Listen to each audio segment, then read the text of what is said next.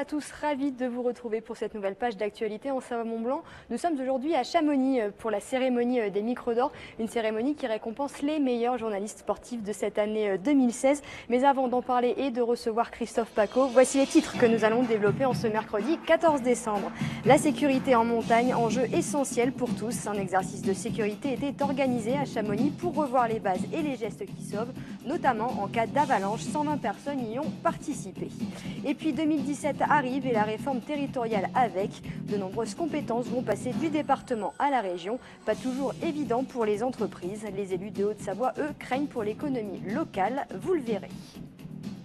Mais avant de développer ces titres, Thierry Braillard, le secrétaire d'État chargé des sports, était aussi à Chamonix ce mercredi. Le ministre a visité l'école nationale de ski et d'alpinisme qui forme avec le Centre national du ski nordique de Prémanon l'école nationale des sports de montagne. Thierry Braillard en a profité pour assister au lancement de la 15e campagne nationale de prévention des accidents en montagne.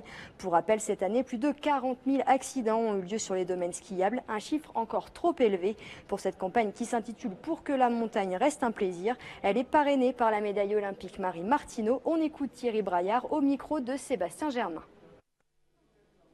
On amplifie les efforts en termes de prévention et puis surtout on fait de la prévention sur tous les secteurs, que ce soit la randonnée de raquettes, que ce soit leurs pistes, que ce soit bien sûr les activités, car je crois qu'il faut vraiment qu'on prenne en compte toutes les multiples façons de pouvoir faire du ski, pratiquer des sports d'hiver. C'est la raison pour laquelle on a aujourd'hui des documents, on est sur les réseaux sociaux, on a même créé une application pour que même les enfants, à travers un jeu pédagogique, puissent savoir qu'on ne se lance pas comme ça sur une piste, qu'il y a des choses à faire avant, qu'il y a du matériel à avoir, qu'il faut porter le casque. Je crois que c'est aujourd'hui un message extrêmement important.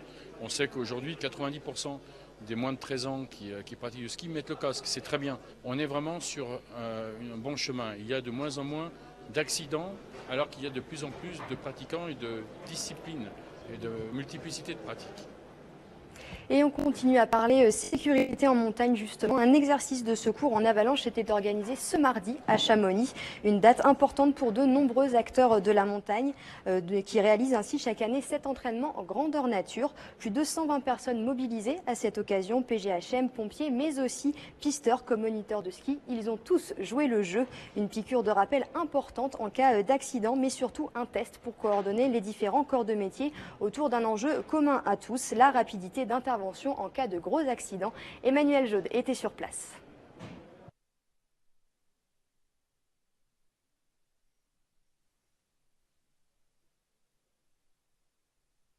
Grandeur nature était organisée sur le domaine des Grands Montets.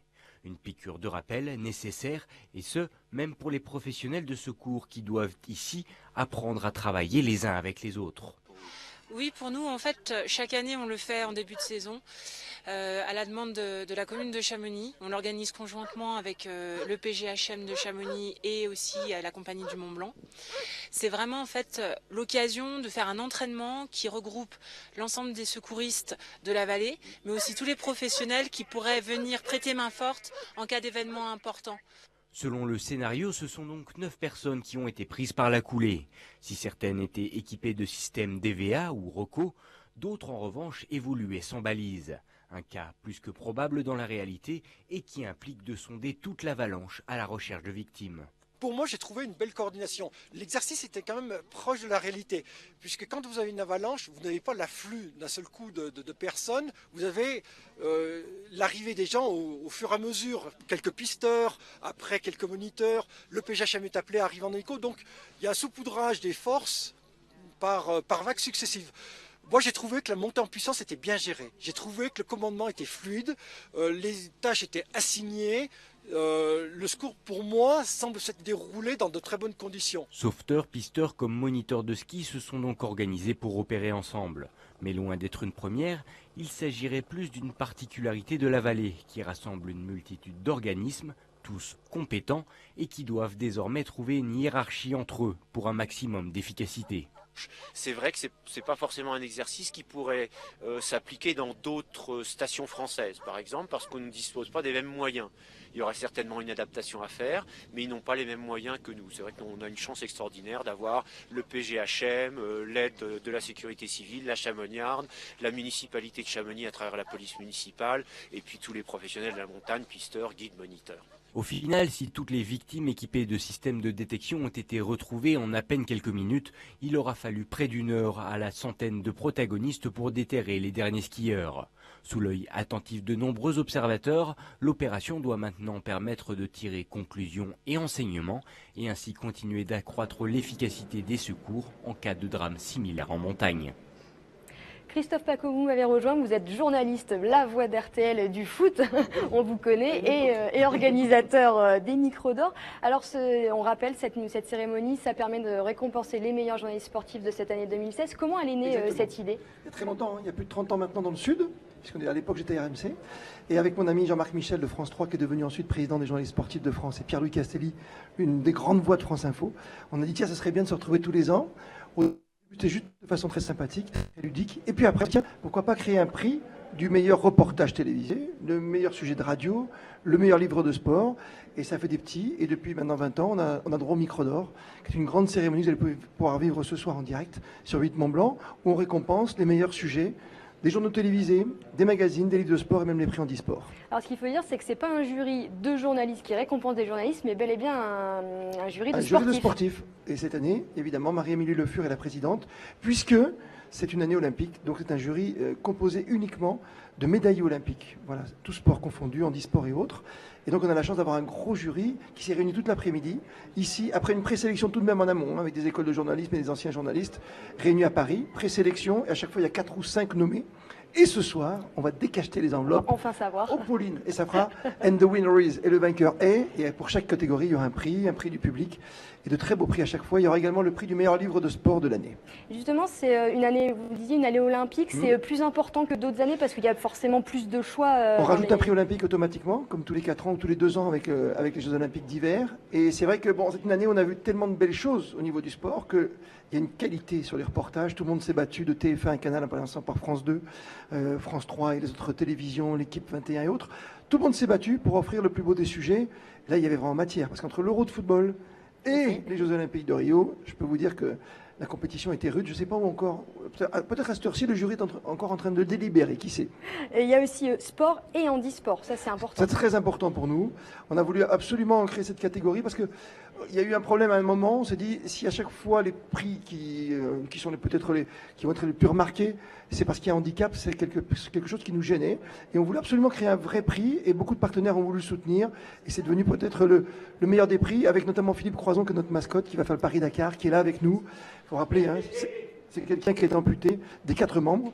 Et il est avec nous ce soir. Il n'a pas le droit de faire du ski, parce qu'il prépare, mais il a une voiture particulière. Et il vous racontera ça un de ces jours. Je pense que vous pourrez l'inviter sur 8 Mont-Blanc. Ah bah, avec plaisir. Non, mais c'est un garçon formidable et nous, il nous fait chaud au cœur. Et puis voilà, c'est notre mascotte.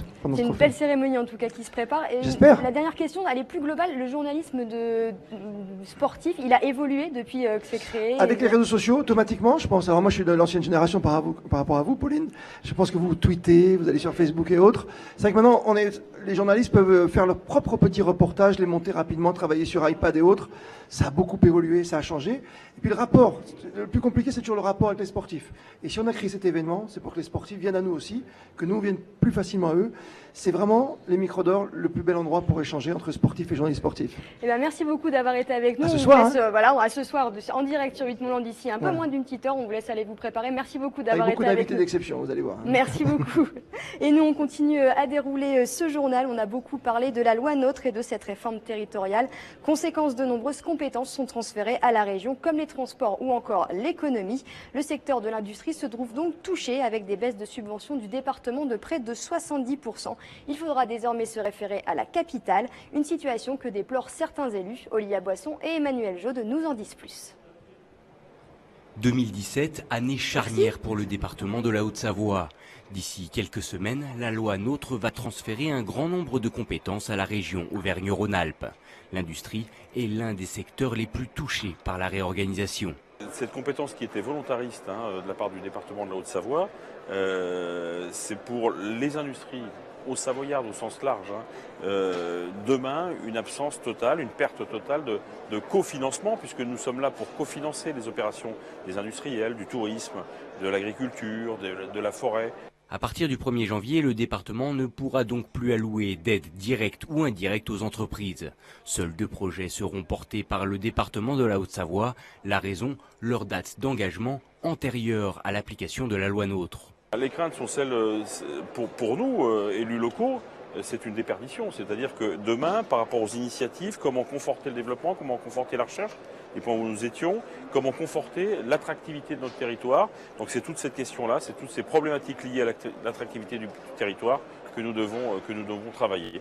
Une attractivité que la région Auvergne-Rhône-Alpes devra désormais maintenir, et ce, grâce à une nouvelle enveloppe de près de 2 millions d'euros. On a un répondant fort au niveau de la région Rhône-Alpes-Auvergne, en lien avec le vice-président Martial Sadier. Et donc nous devons être de ceux qui vont de l'avant, qui sollicitent aussi donc la région, mais qui seront aussi présents autrement auprès de nos acteurs économiques. Malgré cette inquiétude, les entreprises haut-savoyardes continuent de se battre pour être compétitives. L'objectif est simple, sauvegarder la pérennité des quelques 25 000 emplois du territoire. En Savoie, la Banque alimentaire recrute des bénévoles. Elle en compte aujourd'hui 110, mais cherche à en recruter 30 de plus. Et pour y parvenir, elle utilise un nouveau moyen de communication plutôt original. Un camion à l'effigie de celles et ceux qui contribuent à ce que l'association fonctionne toute l'année. Et on termine ce journal avec une mauvaise nouvelle pour le festival Musique en Stock qui se déroule à Cluses.